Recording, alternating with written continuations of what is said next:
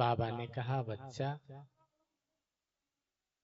राम नाम की महिमा अद्भुत है। अगर आपको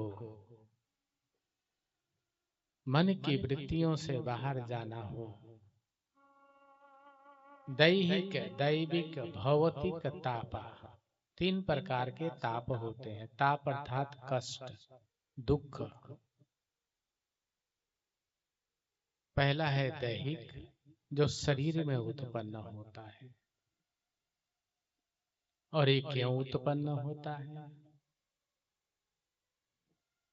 क्योंकि शरीर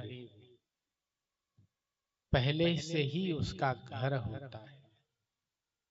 इसीलिए सबसे पहले कहा दैहिक। ताप 3 तरह का है, दैहिक, दैविक और भौतिक। पहले कहा दैहिक, देह में हो। उसके बाद दैविक। और दैहिक होता क्यों है? क्योंकि सकल पदार्थ यही जग माही, कर्महीन नर पावत नाही। हम कर्महीनता को जब प्राप्त हो जाते हैं तो हमारे ऊपर इस सब दुख, कष्ट आदि हावी हो जाते हैं। अब प्रश्न उठता है कि बहुत से लोग जन्म से ही कष्ट में होते हैं, उनका क्या है?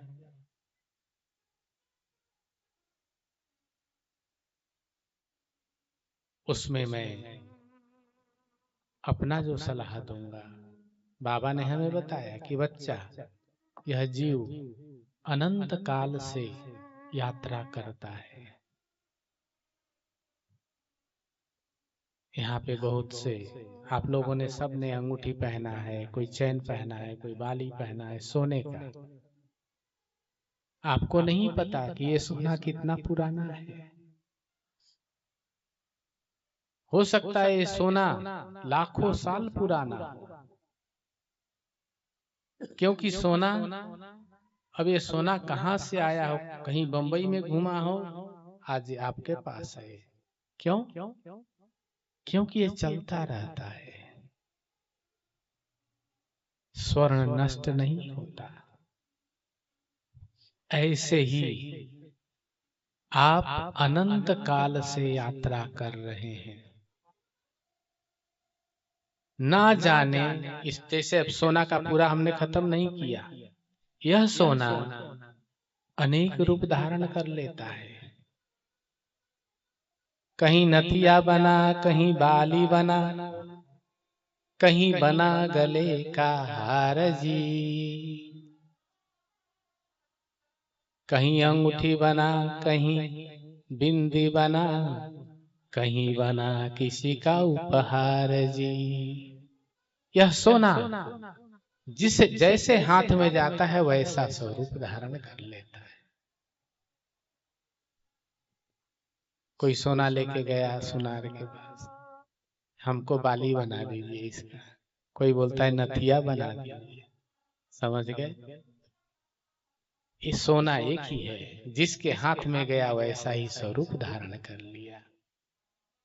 ऐसे ही आप अनंत काल से यात्रा कर रहे हैं। लाखों वर्षों से आप यात्रा में हैं। कभी मनुष्य बन गए, कभी हाथी, घोड़ा, जीव जंतु। हमारे शास्त्रों में 84 लाख प्रकार की योनियां हैं। पता नहीं किस किस में गए आप, और जिस में गए वैसे ही आप ढल गए। तो कोई जन्म से बीमार है तो उसका पिछले जन्म का प्रारब्ध उसके साथ होता है। कर्म किए जा फल की इच्छा,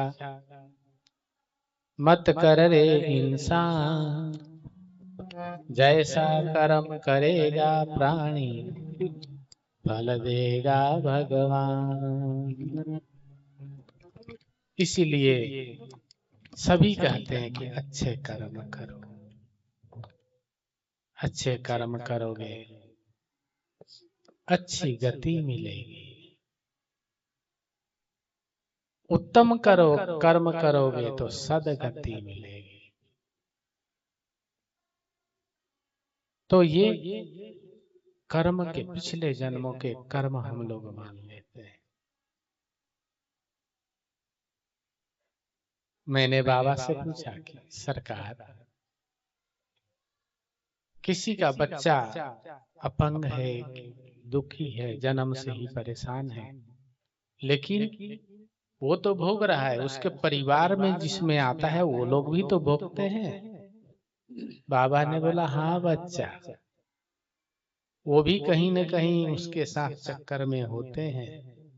और ऐसे गंगा कहाँ निकलती हैं हिमालय में, यमुना कहाँ निकलती हैं दूसरे छोर के हिमालय में, सरस्वती कहाँ निकलती हैं हिमालय में और गुप्त हो जाती हैं, और तीनों जाकर के प्रयाग में मिल जाती हैं। ऐसे ही बच्चा, मनुष्य के अनेक कर्म होते हैं, वह कर्म के अनुसार जीव अनेक अनेक योनियों में होता है, और जब उसको प्रारब्ध भोगना होता है तो तीनों इकट्ठे हो जाते हैं। और तीनों मतलब माता पिता और जो कष्टमय जन्म लिया वो, तीनों साथ में भोगते हैं और साथ में उसको काटते हैं धीरे धीरे। इस प्रकार ये दैहिक ताप है। हमने बाबा से पूछा इस दैहिक ताप का इलाज क्या है, इसका कोई निवारण जिससे अगला जन्म में पुनः ऐसी अवस्था प्राप्त न हो। गुरुदेव ने कहा बच्चा, राम नाम, दैहिक दैविक भौतिक तापा, राम राज्य कबहू नहीं व्यापा।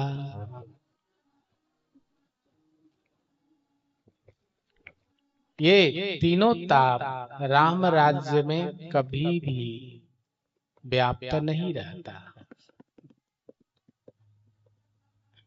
हमने गुरुदेव से पूछा राम राज्य तो त्रेता में था गुरुदेव, अभी कोई राम राज्य तो है नहीं।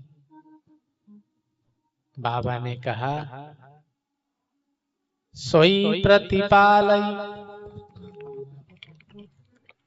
जो प्रतिपालई सोई नरेशु, और जहां बसहु तहाँ सुंदर देशु। बच्चा, जो तुम्हारा प्रतिपालन करता है वही तुम्हारा राजा होता है। और जब तुम राम नाम जप करोगे तो किस भावना से करोगे, किस धारणा से करोगे, तुम्हारा उद्देश्य क्या होगा?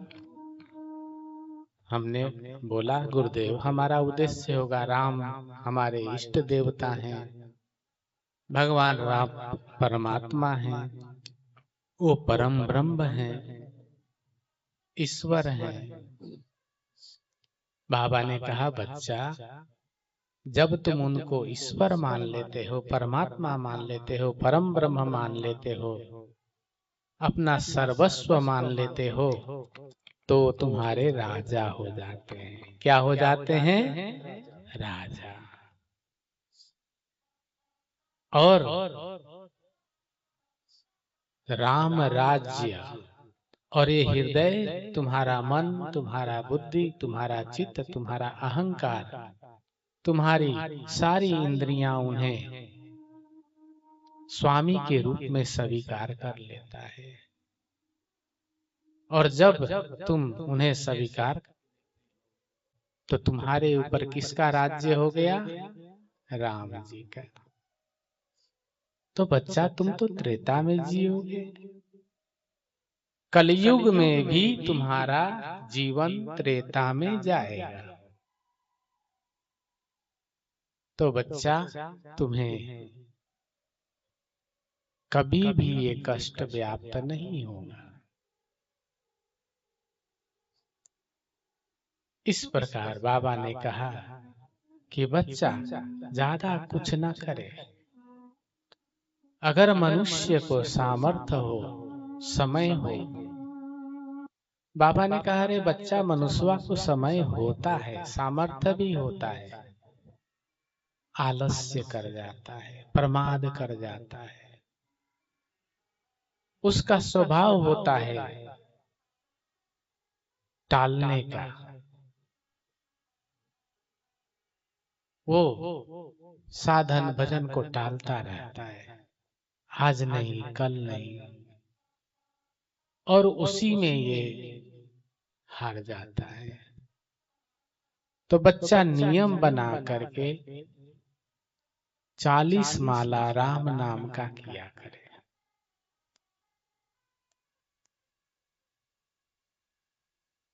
हमने कहा सरकार कुछ कम भी हो सकता है।